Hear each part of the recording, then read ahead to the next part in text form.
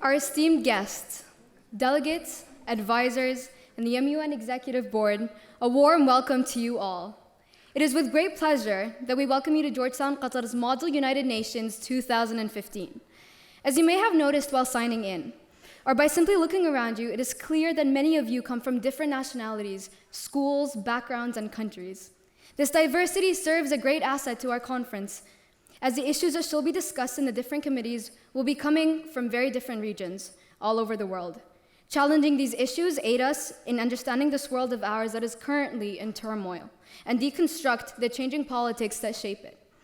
Now, I do hate to start with a cliche, cheesy quote, but this one actually serves a purpose, I promise. Dag Hammarskjöld, the second Secretary General of the United Nations, once said, "Everything will be all right. When? When people, just people, stop thinking of the United Nations as a weird Picasso abstraction and see it as a drawing they made themselves." See, the reason why this quote stood out for me is because the most prominent and common cause that brings us all here today in this auditorium is the very fact that we do think that we are capable of making this drawing ourselves. We have taken it upon ourselves, or to be more precise, you, delegates today, you have taken up the challenge to come up with new and innovative solutions to contemporary issues today. Issues that are continuously being discussed and rediscussed, possibly even this very second. They are issues that burden us, considering the formation of interstate divide, state-to-state tension, with the rise of the death toll, the number of internally displaced people, the fleeing refugees. It has become painfully apparent that we are simply not doing enough. The truth is, it is only possible to begin to tackle these issues once we collaborate with one another, through lobbying, through coming up with resolutions, and this is exactly why we are here today, and this is what we will be doing in this conference. The entire institution of the United Nations hinges on the fact that every state has a vote. You will be representing states in this conference, and so make your vote worth it. Make your voice heard. So please, do make use of this opportunity to the farthest extent. Listen intently, talk to your fellow delegates, find out about the different countries coming to this conference. This is your conference, and as the late Hammarskjöld would say, see it as the drawing that you have made yourself. Now, it is my pleasure to introduce Dr. Gerd Noneman, Dean of Georgetown University School of Foreign Service in Qatar. Prior to his appointment as Dean at Georgetown, he served as Professor of International Relations and Middle East Politics and Al-Qasmi Professor of Gulf Studies at the University of Exeter. Aside from his academic work, he has worked in the private sector in the Gulf region and acted as a consultant for a wide range of companies, NGOs, governments, and international institutions. Please join me in welcoming to the stage Dean Gerd Noneman.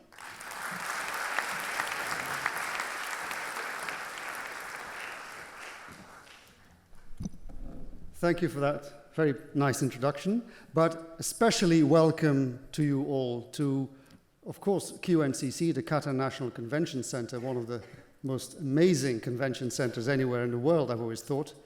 But also, of course, at the moment, this is an extension of Georgetown University in Qatar. We've claimed this for the day and for the duration of this conference. Welcome, especially because this is the kind of thing that Georgetown in Qatar is proud of doing. This is how we see ourselves. We're not just sitting in our wonderful building just across the road, just teaching our own students and doing our own research. We want to be relevant, and we are indeed relevant, by reaching out to society at large. Reaching down, reaching out, reaching up across the world. And you're part of that. So our mission to be part of a teaching and learning experience, a building human capacity experience, indeed one might say experiment here in Education City, extends to this kind of activity. That's what we're all about. I'm not going to say much because we have an eminent speaker who also has Georgetown roots, although he currently heads Silatech, which is a fascinating organization here based in Doha, which does regional work, namely Dr. Tariq Yusuf. But I will just make a few little points to contextualize, I guess, to the extent that you need it, this particular exercise. Because this is the world is indeed changing. The problems that Hessas referred to don't come in a vacuum. Fundamental organizing principles of international relations are being questioned. State boundaries are being questioned. Non-state actors are becoming very, very important, of all kinds, within states, across state borders. Organizing principles, as I said, are being questioned, including international law.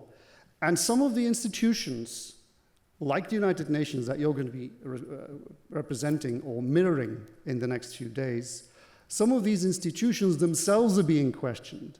Now, as you go through this exercise, of course, in part you'll be learning, in part you'll be teaching each other, you'll be practicing the role of state representatives, of members of an international organization. But one of the things that you'll be doing in this, or that you'll have to face and cope with, is precisely the shifting landscape around all of us, the shifting landscape around the United Nations, and indeed within the United Nations. And some of those very questions, these fundamental questions that are being rethought, are things that are also going to have to underpin your own thinking. The shifting balance of power within the world, within the United Nations as an organization, voting, relative voting powers, influence, relative levels of development, relative levels of diplomatic prowess, and so on. All of these things are real-world issues that are coming to the fore, especially today. And that's one part of the tapestry that you're going to be embroidering on in the next few days. So that's all I'm going to say, except perhaps one additional point, which is often in this kind of experience, what I find is that people come away and people present behaviors that are actually very closely aligned to what you observe in the real world of diplomacy. And it's very often a case of lack of information, not quite understanding an issue, time pressures, frustrations, personal emotions. Now, don't think these things are absent from the real world of diplomacy and international organizations. So at moments when you think, I wish I had more time, I can't do my best because there's missing information, these people are really getting under my skin. Just be aware that that's exactly what happens in the real world, including when you're feeling just too tired to continue. That, too, is a part of the real world of diplomacy. And you'd be surprised to know how many crucial decisions are made in the small hours of the morning, with the decision makers falling over themselves with sleepy tiredness and so on. Anyway, on that note, let me hand over to Dr. Tariq Yusuf, unless he'll be introduced by one of our other students.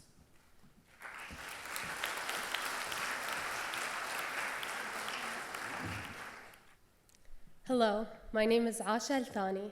I am a member of School of Foreign Service, class of 2015.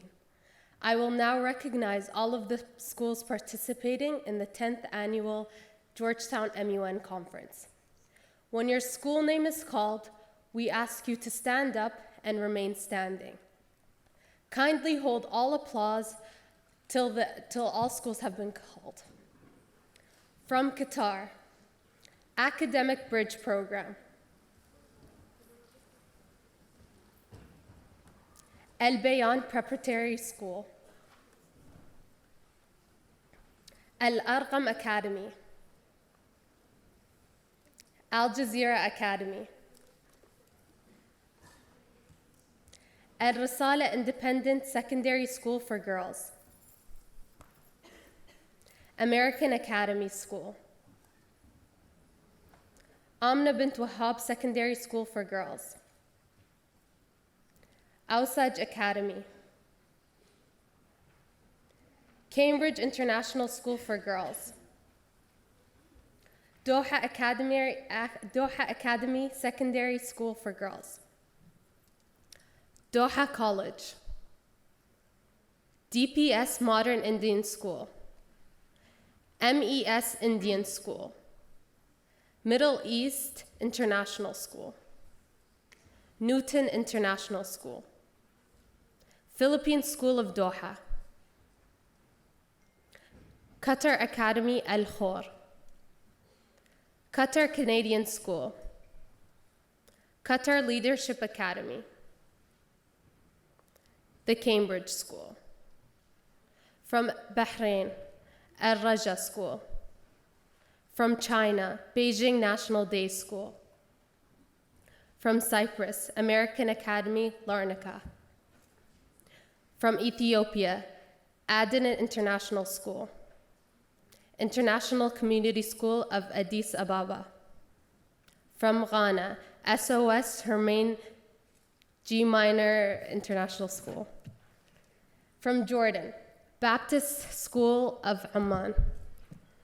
Mashriq International School. From Kingdom of Saudi Arabia, International Program School Al Khabar. From Oman, Aziz bin Qais International School. From Palestine, American School of Palestine. From South Africa, African Leadership Academy. From Turkey, FMV Ozil Ayazaga Ishik Lassiz. ITUGVO Foundations Private Ikrim Ilga Khan High School. From UAE, Jumeirah College. Winchester School of Jabal Ali. From Uganda, Kamalapa International School. From the United States of America, Northfield Mount Hermon. We would also like to recognize the schools from Greece and Pakistan, the American School of Athens, and the International School of Islamabad, who are unable to attend the ceremony today due to weather. Ladies and gentlemen, the participating schools of 2015 Model United Nations Conference.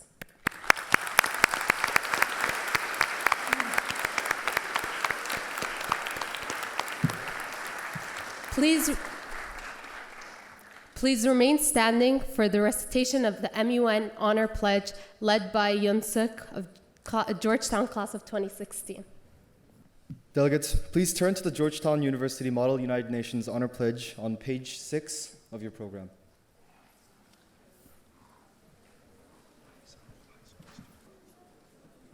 My name is Yunsuk Choi, and I will be reciting the Honor Pledge today. Please repeat after me. During this conference, I will do my best to find out as much as I can about the country or organization I am representing. I will converse with my peers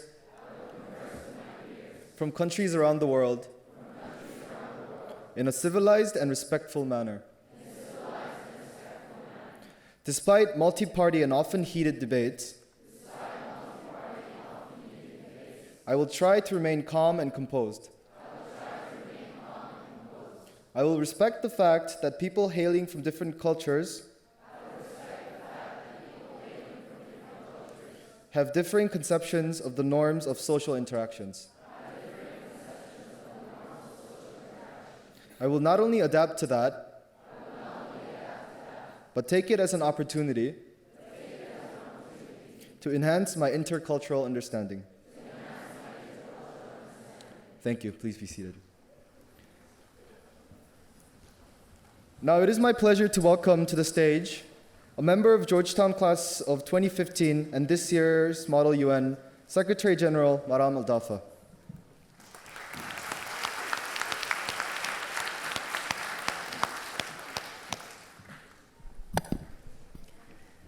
Good evening, ladies and gentlemen, delegates, and distinguished chairs. I'd like to begin by welcoming you to the 10th Annual Georgetown University School of Foreign Service in Qatar, Model United Nations.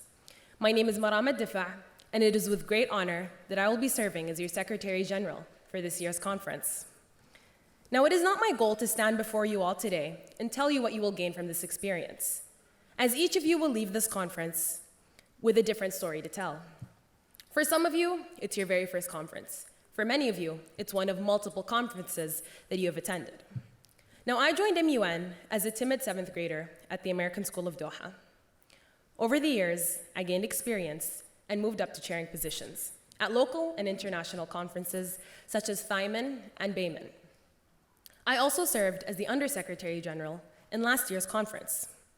When I applied to Georgetown, there was a section where we had to write about one extracurricular activity that highly impacted our lives.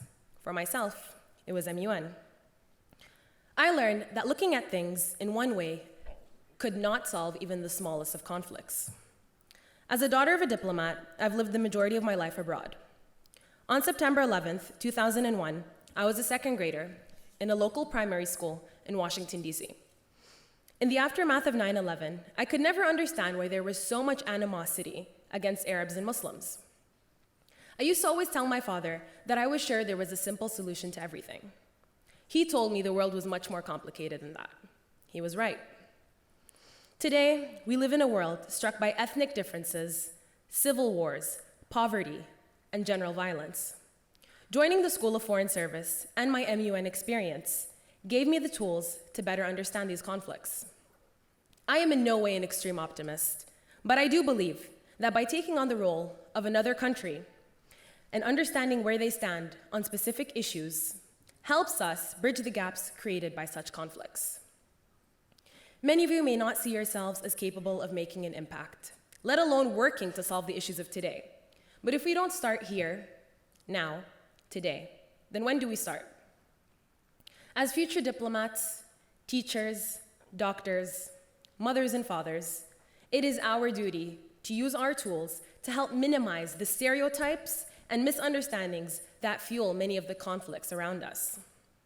As the late Nelson Mandela said, a good leader can engage in a debate frankly and thoroughly, knowing that at the end, he and the other side must be closer, and thus emerge stronger. You don't have that idea when you are arrogant, superficial, and uninformed.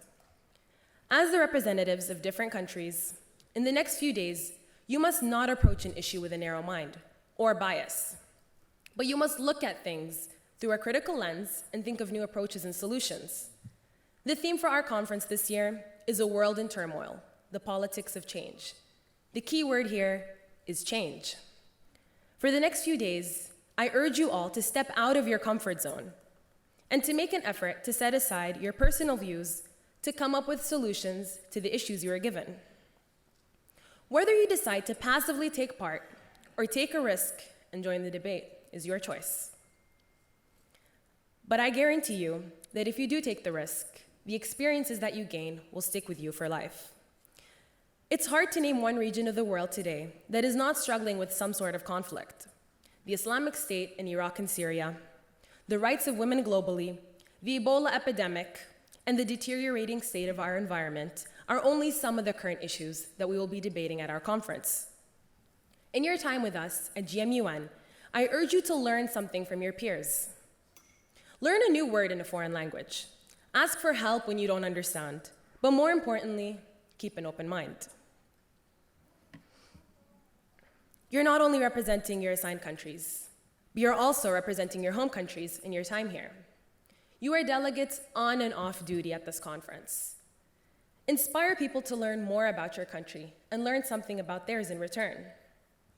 On that note, I look forward to seeing you all bring your best to the debates. Thank you, and I wish you the best of luck on behalf of myself and the MUN board.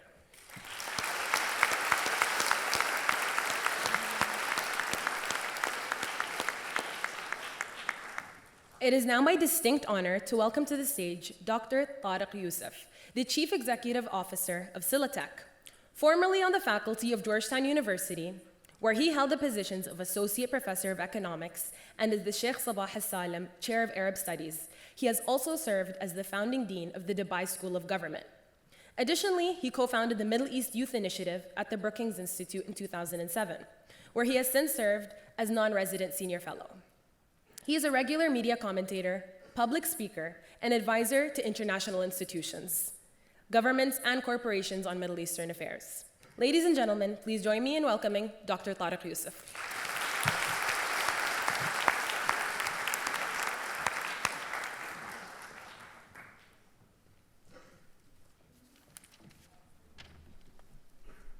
Distinguished Secretary General, I thank you very generously for your eloquent and overextended introduction of me.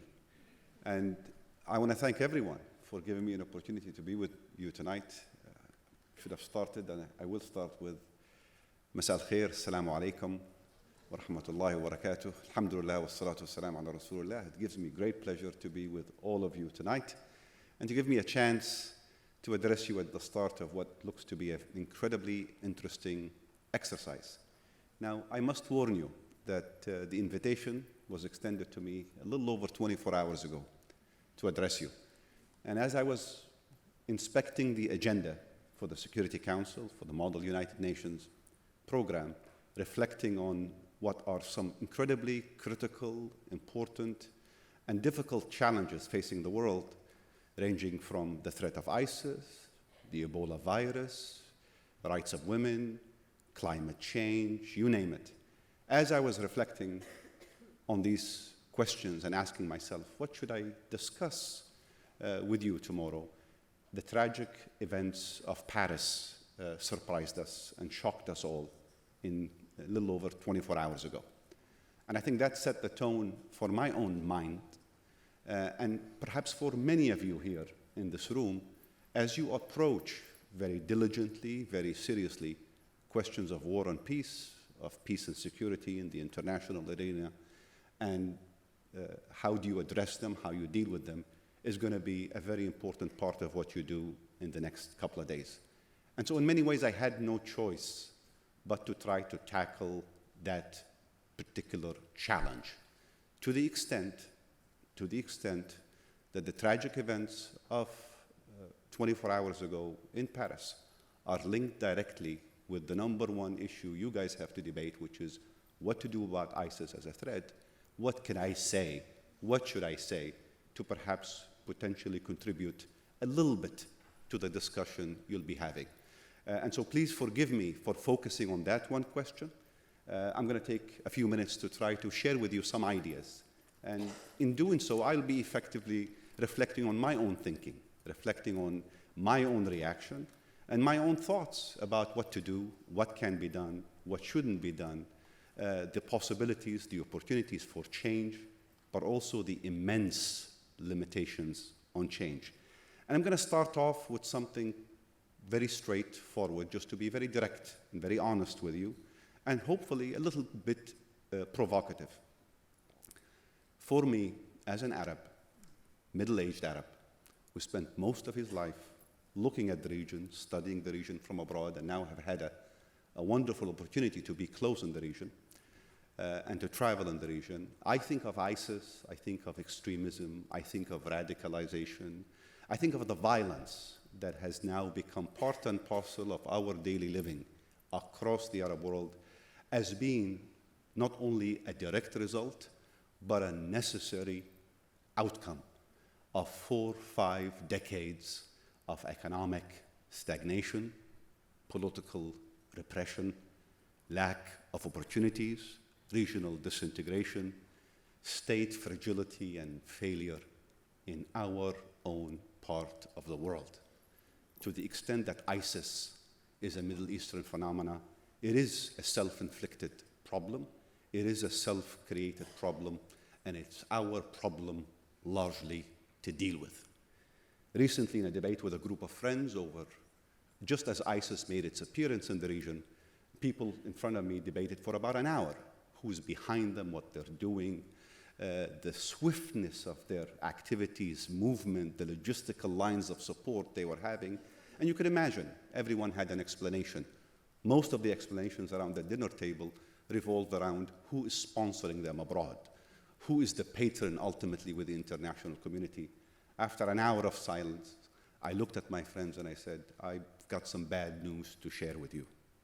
For me, thinking of ISIS, thinking of where we are in the Arab world in 2014, looking at the region over the span of 4 to 5 decades, a region, as again suggested, marked by political repression, economic stagnation, social inclusion, and all these issues, I think of ISIS and I say, ISIS is me. I created it. I'm responsible for it. And it's about time that we diagnose it not only properly to deal with it, but to also cooperate and find ways of engaging the international community to assert our own agency, to maintain control over our own destiny, and to deal with the threat that has grown in size, magnitude, and is certainly beyond the capability of any one country or group of countries to deal with at the moment. So that is the proposition I wanted to start you off with, that ISIS is largely about what happens within countries inside. In this case, countries within the Arab world that have gone through 4 or 5 decades and exhibited some very serious degrading symptoms of stagnation, backwardness, lack of renewal, lack of opportunity. If that is the case, then your agenda, the agenda that has been presented to you, or at least the menu of solutions, a military targeting of ISIS, dealing with refugee crises, dealing with the historical sites that have been affected, arresting the collateral damage that could emerge as a result of the coalition that is ferociously targeting this organization, this phenomena, this menu, in my humble opinion, is very limiting, is incredibly, as the Dean has suggested earlier, driven by the limitations of the international governance structures that we all live by and have to work through. That is something that you may not be able to do much about, but it's important to keep this in mind, because fundamentally, the long-term solutions, the long-term hope for dealing with this must reside in what we do internally, domestically, regionally, collectively, as peoples, as countries, as actors in the state space, but also in the non-state space. And this is where I think some of the good news must be shared with you, or some reminder of how much work had happened over the last 2 decades to diagnose the sources of the rise of extremism and radicalism and violence in this region.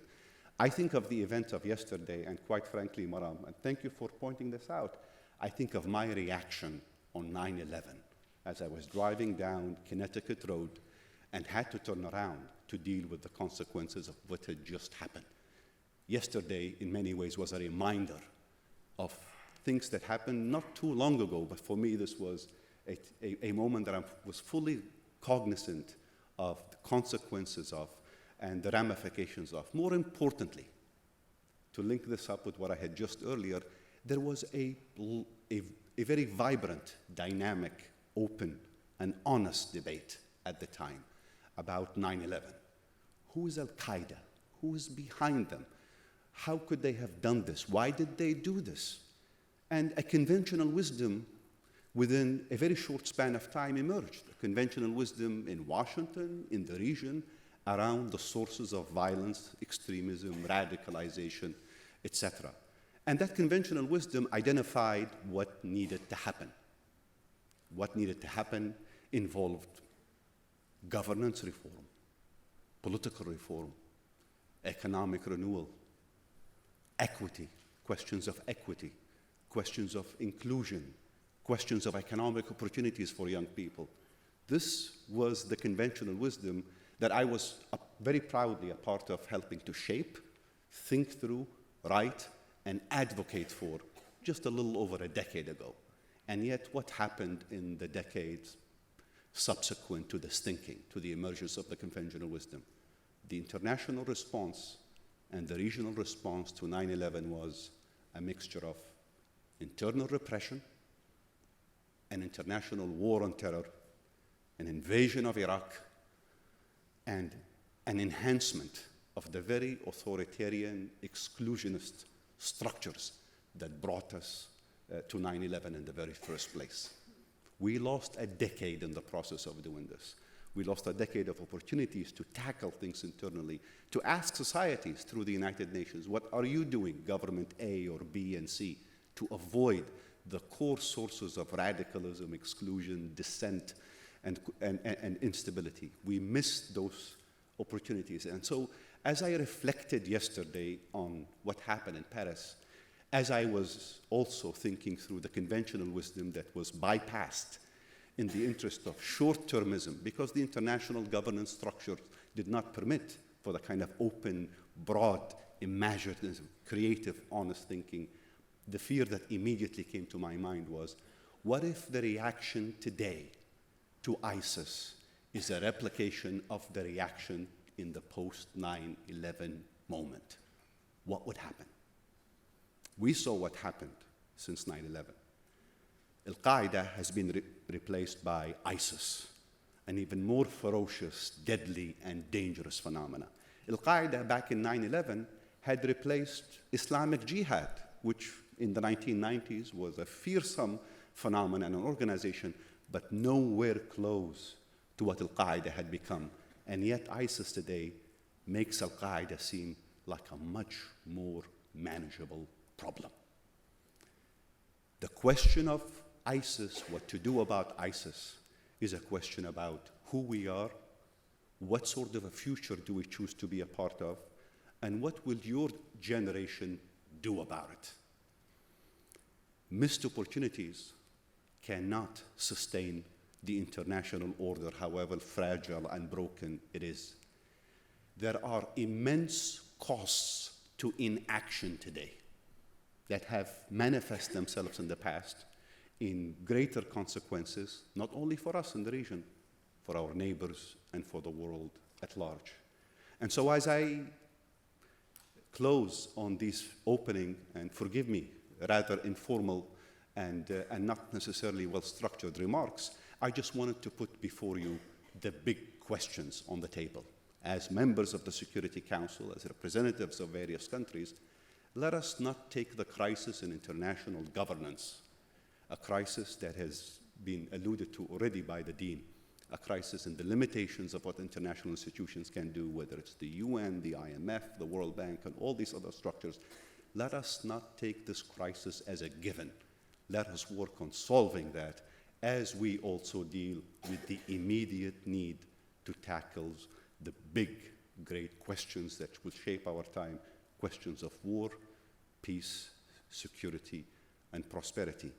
You have a chance to do what many of us have failed to tackle and accomplish. Throughout our history, and you don't need to go back very far, but just think of what was happening in the world in the 1930s and the 1940s, and how the world responded by putting together the political and economic architecture for managing the world we live in that lasted for a very long time and was effective, arguably and rightly leading to what a lot of people call the greatest American generation in the case of the US to have ever lived.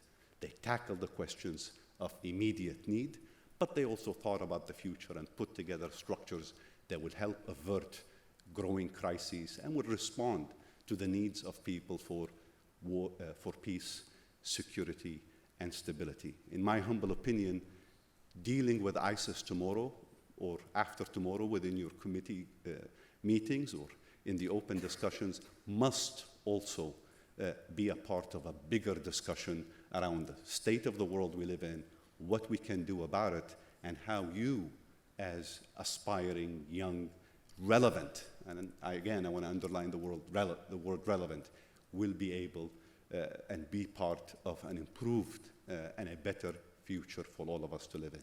Thank you very much.